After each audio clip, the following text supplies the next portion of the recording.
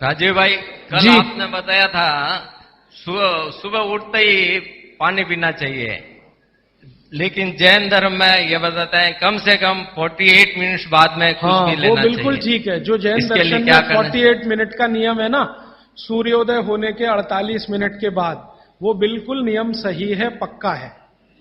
वो नियम क्या है, वो हमें समझने की बात है। वो नियम ऐसा है, जो पानी है ना, पानी बहुत सारी जीव राशियों का संग्रह है। अब ये थोड़ी सूक्ष्म की बात है, मैं जाना नहीं चाहता था लेकिन सवाल पूछ लिया इसलिए कह रहा हूं। पानी जो है सूक्ष्म जीव राशियों का संग्रह है।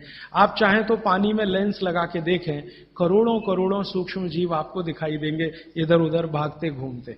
अगर देख लें तो दिल ही नहीं करे पानी पीने के लिए।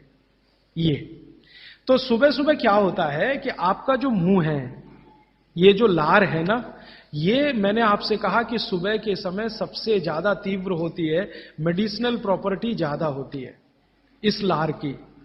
तो अगर आपने उठते से ही पानी पिया तो उसमें पूरी संभावना है कि ज्यादा जीव राशि की हत्या होगी। इसलिए जैन दर्शन ये कहता है अनावश्यक हिंसा से बचो। हिंसा से बच सके ये आदर्श है, लेकिन अनावश्यक हिंसा से जरूर बचो। अनावश्यक, जरूरी नहीं है तो उसको हिंसा मत करो। तो अनावश्यक हिंसा से बचने के लिए जैन शास्त्रों ने, जैन आचार्यों ने ये कह दिया जी 48 मिनट के बाद पियो। ये 48 मिनट में क्या हो जाता है, 48 मिनट में आपके मुंह की जो लार है ना, इसकी जो क्षारीयता है ये कम हो जाती है, बहुत कम हो जाती है, बहुत तेजी से कम होती है।